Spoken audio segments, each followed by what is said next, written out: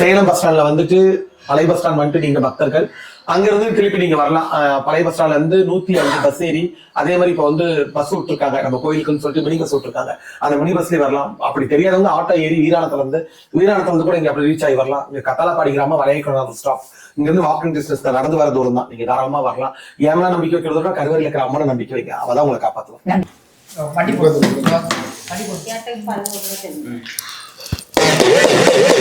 இவனோட சேர்ந்து பொழைக்கிறியா சேர்ந்து பொழைக்கலையா ரெண்டே பதில். உன வளவலன்னு கேட்க விரும்பல. ஏன் ரெண்டு பேருமே ஒத்து வர மாட்டேங்கிறீங்க? அடிக்கடி வருது. எதனால வருது? சும்மா ஏதாச்சும் பேசும்போதுல எதுக்குனே தெரியல. சண்டை எதுக்கு வருதுன்னே தெரியல. நீ வார்த்தையை விட்டுட்டியே. அவன் செய்யறதும் அதே மாதிரி தானே பண்றான்.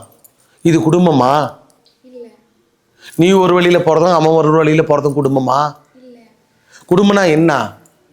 நீ ஆம்பளை கணக்கா ஆடுற, அவன் பொம்பளை கணக்கா தப்பு பண்ணிட்டு இருக்கிறான். இது எங்க போய் முடிய போகுது? என்னன்னு தெரியலையா? என்னன்னு தெரியலையா? என்ன பண்ண போறேன்னு புரியலையா? என்ன ஐயா?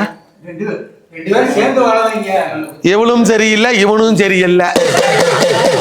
இவன் எதை எடுத்தாலுமே பிரச்சனைக்கு உயிரவ. இவன் தொட்டதெல்லாம் பிரச்சனையா தான் போய் முடியுது. இவளுக்கு வந்து இவனோட இவ கேப்பா பேச்சு கேட்கறா. இப்ப கேப்பா பேச்சு கேட்டுட்டு புருஷனை ஆட்டி படைக்கிறா. இந்த புருஷன் வேணாங்கிற அளவுக்கு பேசிட்டா, வார்த்தையை விட்டுட்டா. ஆயப்ப யாரும் உன்னை பார்க்க மாட்டாங்க. தாலி கட்டின புருஷன் தான் கடைசியில் உன்னை பாப்பா. என் புருஷன் இப்படி இருக்கிறான், என் புருஷன் அப்படி இருக்கிறான்னு இப்ப ஊர்ல நான் சொல்றியா? அப்ப சம்மதப்பட்டு தானே கல்யாணம் பண்ணிக்கிட்ட. அப்பயும் அவனை வேணான்னு சொல்லி அவன் இன்னொருத்தி கல்யாணம் பண்ணி நல்லா இருந்திருப்பான்ல. எதுக்கு இப்ப இவன் வாழ்க்கையில பூந்தி இவனை வேணாங்கிற? ஒண்ணு அடம் முடிச்சு அவனை திருத்தணும், இல்லைன்னா அவனை விட்டுணும். ஆனா உனக்கு விடுற எண்ணம் தான், உனக்கு வாழ்ற எண்ணம் இல்ல. சேர்த்து வாழணும் கேளுமா. மனம் போன வாழ்க்கையை எடுத்துக்கிறியா? நான் பிரிச்சு விட்டுறேன். அமைதியா இருங்க ரெண்டு பேரும். நான் அவகிட்ட பேசுறேன், யாரும் பேசாதீங்க. உன்னை பிரிச்சு விட்டுறேன். அவன் நல்லா வாழ்ந்துட்டு போறான், நீ போய் பொழைச்சிக்கிறியா? உனக்கு சொல்லி கொடுக்குறவங்க இன்னொரு கல்யாணம் பண்ணி வைக்க போறாங்களா? உனக்கு ஆயப்ப உனக்கு இன்னொரு கல்யாணம் பண்ணி வைக்க போறாங்களா? இல்ல நான் உன்னை பாத்துக்கிறேன்னு சொல்றவன் எவனாவது உன்னை பாத்துக்க போறானா? நீ எத்தனை கல்யாணம் பண்ணி திருப்பி வந்தாலுமே என்ன சொல்லுவாங்க? இவன் ரெண்டாம் தரம் அவனோட பொண்டாட்டி தான் அப்படிங்கிற பேர் தான் இப்ப உனக்கு நிலைச்சிருக்குது. உனக்கு நீ வாயே அடங்கல.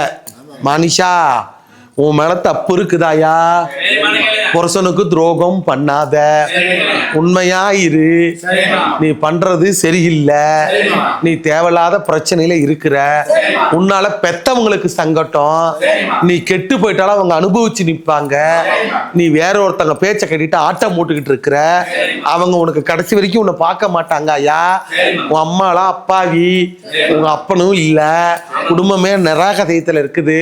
உன்னை கூட்டிட்டு போய் உன் அம்மா அப்பா வச்சுக்க முடியாது. நீ அடுத்தவங்க பேச்ச கட்டிட்டு ஏண்டியும் உன் தலையில மண்ணெல்லி போட்டுக்கிற. எந்திரிடா ஒரு நிமிஷம். அவன் காலில் வந்து மன்னிப்பிக்கல, நான் இனிமேல் சேர்ந்து பொழைக்கிறேன்னு சொல்லு. வாய் திறந்து பேச. நான் செஞ்சது தப்பு தான். உன்னை வேணான்னு விட்டுட்டு வேற ஒருத்தனோட போய் வாழ்றதுக்கு ஏற்பாடு பண்ணிவிட்டாங்க. இவ புத்தி மாதிரி போற மாதிரி செஞ்சுவிட்டாங்க. நீயே ஒரு குடும்பத்துல அடங்கி பொண்டாட்டி மனசை புரிஞ்சு பொண்டாட்டிக்கு இனிமேல் உண்மையா இருந்துக்கணும். அவளுக்கு என்ன கேட்கறோல வாங்கி தந்து அவளை புரிய வைக்கணும். கிட்ட உட்கார வச்சு, ஐயா நம்மளுக்கு குடும்பத்துல கஷ்டம், நம்ம குடும்பத்துல பிரச்சனை, நம்ம இப்படிதான் வாழணும்னு நீ அவளை சொல்லி, இவ்வளவுதான் வருமானம் வருது, இந்த வருமானத்துக்குள்ள பொழைச்சிக்கலாம் நீ சொல்லணும். நீ சொல்ல மாட்டேங்கிற, அவகிட்ட உட்காந்து பேச மாட்டேங்கிற. அவன் என்ன பண்றான்? இவன் இப்படி சரியில்லை, இவனை விட்டுட்டு நம்ம வேற ஒருத்தரோட போலான்னு மனசுல முடிவாயிடுச்சு. இவன் கூட்டாளியெல்லாம் வேற மாதிரி மாத்துட்டாங்க. அவளை கவனம் தேவை. என்ன ஊராயா நீங்க?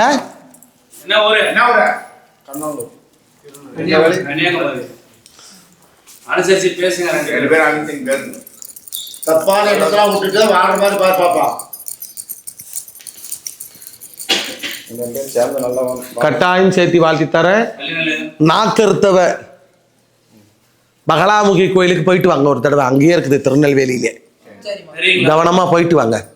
ஒரு மாசம் போய் அந்த குண்டத்துல கலந்துக்குங்க. பகலாமுகி சரியா?